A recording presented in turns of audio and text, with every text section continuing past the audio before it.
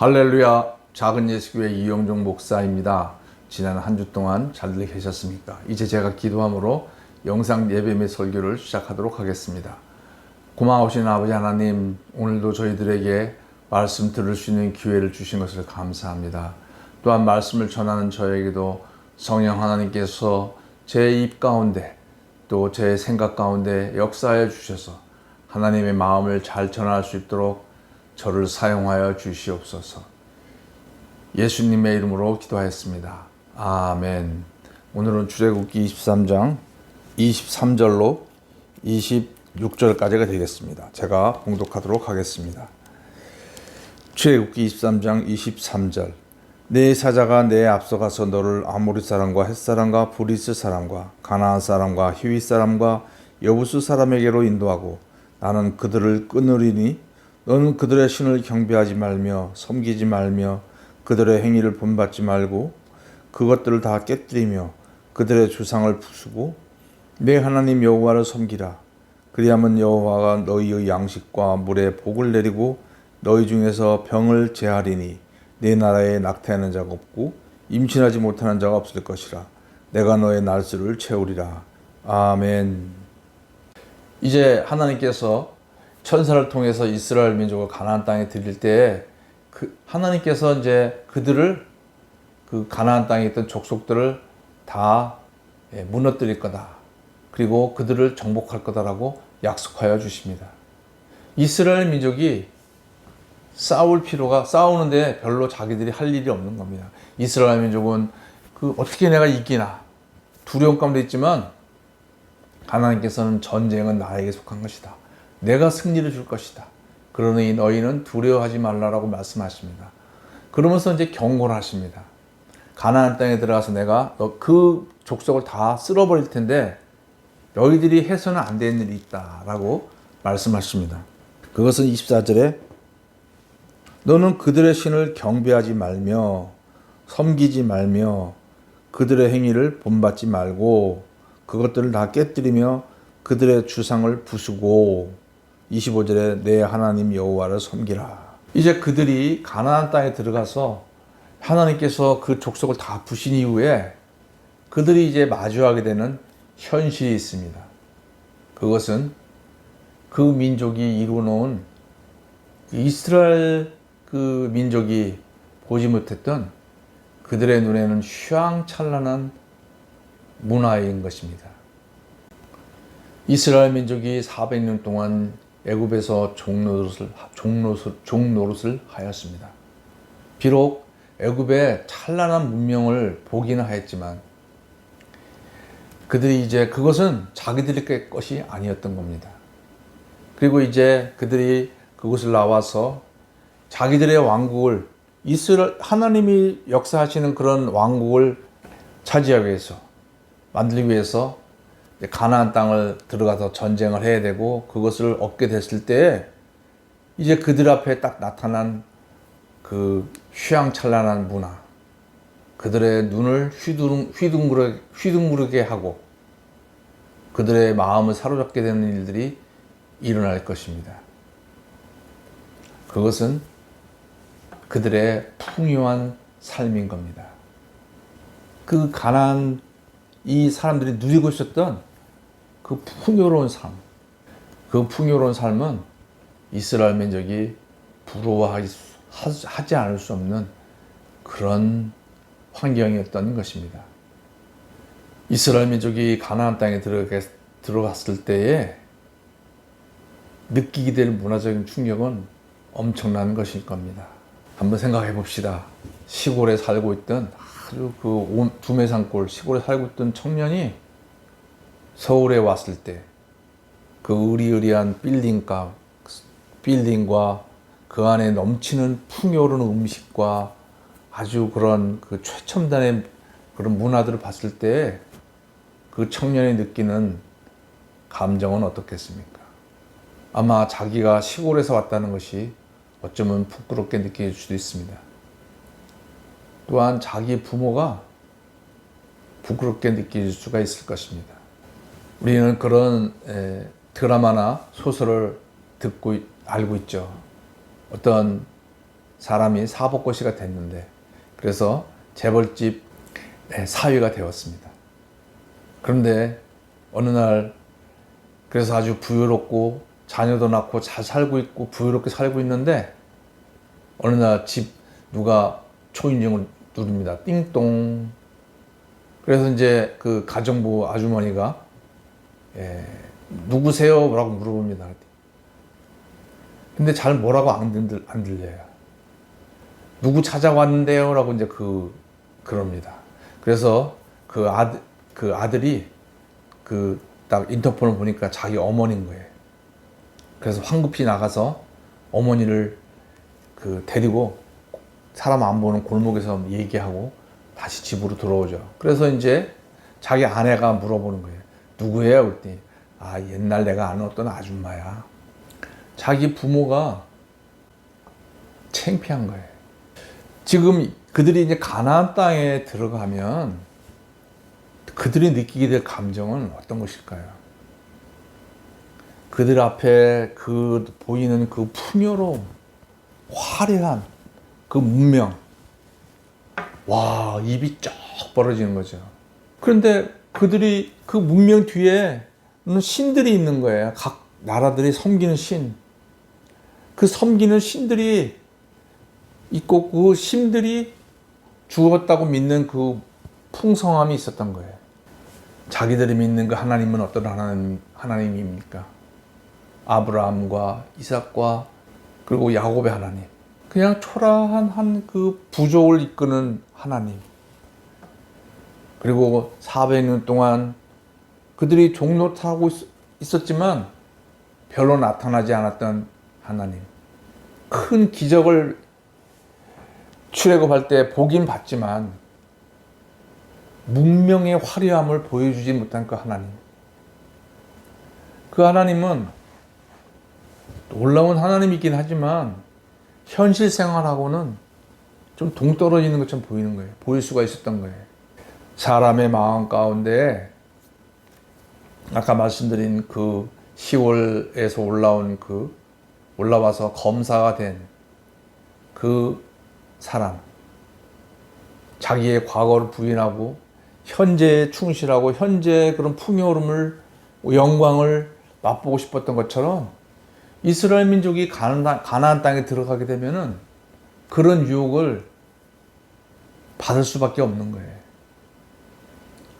성도 여러분들에게 갑자기 100억의 돈이 생긴다고 합시다. 그리고 갑자기 놀라운 어떤 그런 축복이 나한테 임한다고 했을 때 성도 여러분들은 어떤 마음이 들겠습니까? 그런 신앙을 버리고 그런 축복을 누리고자 하는 유혹이 우리에게 생기지 않겠습니까? 이제 이스라엘 민족이 당할 하나님은 신명기 말씀에서 나오지만 하나님은 이스라엘 민족이 그 유혹 앞에 넘어갈 것이다라는 그런 걱정이 앞서치는 거예요. 그래서 하나님은 뭐라 그러시냐면은 너희가 거기 들어가면 그 신들을 다 첫째 경배하지 말아라. 그들의 눈을 와 엄청나다라고 하는 그렇게 탄성을 자아낼 만한 그런 신들입니다. 그 신들을 경배하지 말고 마음에 두지도 말고 그리워하지도 말고 사모하지도 말고 다 부셔라. 오늘날 이제 이 말씀을 이 앞뒤의 배경을 모르는 그런 어떤 일부 교단이나 또는 과격하신 선교단체들에서는 이 말씀을 그대로 실천해서 이제 한국 내에서도 어떤 불당이 있는 가서 불당을 있는 그 부처 모양을 막 부신다든지 또는 그 절 앞에서 막 찬송가를 부른다든지 또는 다른 그런 불교국가에 가서 거기에 있는 불상을 부신다든지 뭐 이런 일들을 일으키게 되는 것을 봅니다. 그것은 이 성경 말씀, 이 부분에 있는 성경 말씀 다 부셔라, 없애라고 하는 그 말씀의 배경을 잘 이해하지 못해서 그런 줄 압니다. 신약 성경에 보면 예수님은 그렇게 말씀하지 않으셨어요. 그리고 초대교회 때 그들이 비록 로마 시대 때 살았지만 로마에 얼마나 많은 그런 우상들이 있었는지 모릅니다. 그러나 그들은 그것들을 부시거나 또는 모독하거나 그런 일들을 하지 않고 그런 것들과 무관하게 그냥 그들의 문화를 존중하면서 여호와 신앙을 지켜나갔던 거예요. 하나님께서 이들에게 이렇게 부시라고 했던 것은 이들이 사모하는 마음이 줄 것이 뻔하기 때문에 부시라고 하는 것이 하셨다는 것을 알아야 될 줄 압니다. 이것은 마치 결혼하는 신랑 신부 한번 예를 들어보겠습니다. 이제 신랑 신부가 각자 결혼 전에는 여러 사람과 사귈 수가 있는 거죠. 그러나 딱 결혼한 다음에는 약속을 지켜야 되지 않겠습니까? 그런데 결혼을 했는데도 불구하고 계속 옛날 연인의 사진을 갖고 있거나 옛날 연인이 준 어떤 그 선물을 계속 갖고 있다면 그 결혼이 온전할 수 있겠습니까? 어떻게 해야 되겠습니까? 그전에는 어떤지 모르지만 결혼을 한 그 순간부터는 약속이잖아요. 서로가 서로에 대해서만 사랑하겠다 하는 약속이기 때문에 그 사랑을 깰 수 있는 것들은 버리는 게 당연한 것 아니겠습니까? 하나님께서도 이스라엘 민족과 함께하고 너희들은 내 백성이 되고 나는 너희들의 하나님이 되겠다라고 이 시내산에 지금 약속하고 계시는 거예요. 나는 너희들의 하나님이 될 터이니 너희는 내 백성이 되라. 아주 거룩한 결혼식과 같은 그런 언약을 맺고 있는 거예요. 그렇기 때문에 가나안 땅에 들어가면 그들이 맞이하게 될 것은 하나님보다도 더 뛰어나게 보이는 신들을 만나게 되는 거예요. 이런 표현을 드려도 죄송하지만 우리 결혼한 분들이 계신 줄 압니다. 자기 와이프가 제일 이쁘다고 생각하고 살아가는데 결혼식장에 딱 들어갔는데 자기 와이프보다 더 이쁘게 보이는, 더 멋있어 보이는 여인이 나타나고 칩시다. 그러면 어떻게 하시겠습니까? 나는 저 여인이 좋아. 그러고 내가 지금 결혼식을 앞둔 그 내 아내를 또 내 남편을 될 사람을 버리시겠습니까? 그렇게 하면 안 되겠죠. 그때는 내 마음을 다잡아야겠죠. 그리고 그 사람을 만나지 않고 끊어야 되는 거예요. 내 와이프만을, 내 남편과 내 아내만을 사랑하겠다는 그 결심을 가지고 그 언약을 지키고자 하는 마음으로 나의 눈을 사로잡는 것, 내 귀를 사로잡는 어떤 그 사람의 나타남을 할지라도 끊어버리는 것이 당연한 것 아니겠습니까? 하나님께서도 이스라엘 민족에게 그걸 요구하시는 거예요. 너희들이 비록 사실은 하나님이 그 가나안 땅에 있는 우상들보다도 더 뛰어난 분이지만 사람들의 눈에는 하나님보다도 더 그 신이 더 뛰어나게 보이게 되어 있습니다. 오늘날 우리가 그렇지 않습니까? 우리가 하나님을 믿고 살지만 사실 하나님보다는 돈이 더 뛰어나고 돈이 더 커 보이고 돈의 위력이 더 커 보이고 권세의 위력이 더 커 보이고 그렇게 보이죠. 그처럼 똑같은 거예요. 그래서 하나님이 더 뛰어남에도 불구하고 하나님보다는 더 뛰어나게 보이게끔 만드는 그 거짓된 우상들이 가나안 땅에 있을 때에 이들의 마음이 그것을 제하지 않으면 그 우상들이 그 이스라엘 민족을 계속 유혹해서 결국은 하나님의 백성이 되지 못하게 만들 것을 하나님은 아셨던 거예요. 그래서 결혼을 하면은 이제 과거의 것들을 다 정리하듯이, 그리고 결혼하는 동안에 내 와이프보다 더 뛰어난 사람이 나타난다 할지라도, 더 아름다운 여인이 나타난다 할지라도 그 관계를 끊어야 되는 것처럼 하나님께서는 이스라엘 민족에게 이것을 요구하시는 거예요. 자, 그러면은 그 우상들을 다 끊어내고 나면 무슨 재미로 사나? 이스라엘 민족이 그런 마음이 들지 않겠습니까? 우리는 그러면 독서 공부하면서 늘 이렇게 하나님만 섬기는 그 재미없는 삶을 살아야 되나? 그 우상들이 주고자 하는 그 풍요로움과 화려함은 다 포기하고 그냥 오로지 믿음으로 이 찬바람 부는 겨울 같은 신앙생활을 살아야 되나? 재미없는 신앙생활을 살아야 되나? 이런 마음이 이스라엘 민족에게 들 수가 있는 것입니다. 그것에 대해서 하나님께서 이스라엘 만족 깊은 곳에 있는 그 욕구 불만에 대해서 하나님은 채워주겠다라고 말씀하시는 겁니다. 그 가나안 땅에서 그 우상들이 주고자 했다는 그 풍요로움의 내용이 무엇입니까? 26절을 보겠습니다. 내 하나님 여호와를 섬기라. 그리하면 여호와가 너희의 양식과 물의 복을 내리고 너희 중에서 병을 제하리니 내 나라에 낙태하는 자가 없고 임신하지 못하는 자가 없을 것이라. 내가 너의 날수를 채우리라. 그 당시에 그 가나안 땅의 그 번영을 이룰 수 있던 것은 농경 문화였어요. 농경 문화에는 물이 반드시 필요하고 비가 필요해요. 비가 풍성히 오고 물이 있어야 농사가 될 수 있는 거예요. 그 가나안 땅에 주로 섬기는 신들은 바로 그런 기후를 주관하는 신들인 거예요. 바알신, 기후를 주관하는 신입니다. 또는 아세라, 아세라는요 그 바알의 와이프예요. 그래서 그런 기후를 주관하는 일을 한다. 그래서 그들을 섬긴 거예요. 그 다음에 낙태하는 자가 없고 임신하지 못하는 것이 없을 것이다. 농경 문화에는요, 농사에는 손이 많이 가기 때문에 아이를 많이 낳아요. 그래서 우리 부모님들이 그 전에 부모님들이 막 아이들을 막 9명, 10명 막 이렇게 많이 낳지 않습니까? 농경 문화에는 아이가 많을수록 그 일손이 많아지기 때문에 그 일손이 많을수록 농산의 풍요로운 그런 그 풍부한 농산물을 얻을 수가 있는 거예요. 그런데 9명, 10명씩 낳는 이유가 왜 그러냐? 죽는 애들이 있어요. 낳다 보면은. 그런데 성경은 낙태하는 자가 없을 거다. 임신하지 못하는 사람도 없을 것이고 낙태하는 사람도 없을 것이고 병도 없을 것이다. 이 바알과 아세라 그리고 그 가나안 땅에 있는 많은 신들은 그런 신들이에요.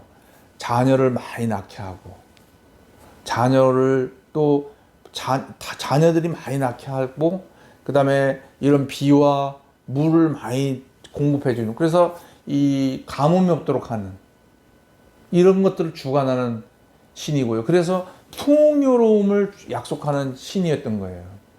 근데 하나님께서는 내가 이렇게 해주겠다. 그래서 그들을 섬기지 말라. 사실은 내가 모든 것의 복의 근원이다라고 말씀하시는 거예요.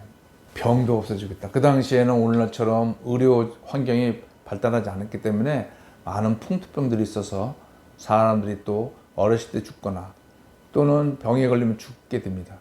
그리고 제 명대로 수명대로 살지 못합니다. 그런데 하나님께서는 병도 내가 없어질 것이고 네 날수를 채울 거다. 다시 말하면 너의 수명대로 오래 살게 해주겠다고 장수를 약속해 주는 거예요. 그러니 너는 나만 보고 살아라. 내가 다 너의 필요를 채워주겠다. 너의 그 깊은 곳에 있는 욕구 불만, 너의 부족함을 다 채워주겠다라고 하나님께서는 이렇게 약속하여 주시는 겁니다.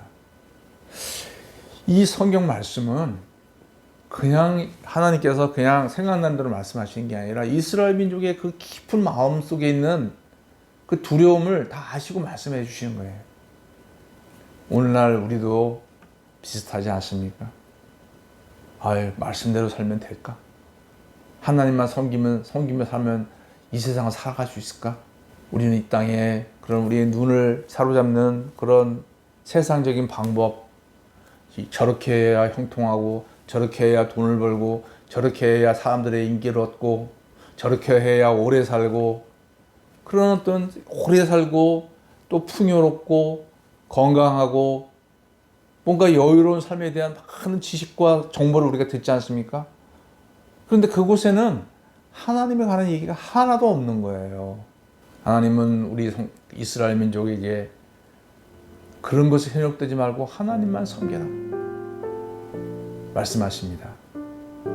성도 여러분, 이것은 바로 영적인 투쟁을 의미하는 겁니다. 오늘날 우리에게도 우리의 눈과 귀를 사로잡는 것들이 있지만 하나님은 우리들에게 뭐라고 말씀하십니까? 각자 성도 여러분들에게 하시는 말씀이 있을 것입니다. 그 말씀을 믿고 말씀대로 살아가시는 성도님들이 되시길 축원합니다. 기도하겠습니다. 아버지 하나님, 저희들 마음 깊은 곳에 있는 두려움을 다 아시고 저희들의 모든 필요를 채워주시겠다고 하시는 그 하나님을 믿습니다. 하나님이 뜻대로 살아가는 저희들이 되게 도와주시옵소서. 예수님의 이름으로 기도하였습니다. 아멘.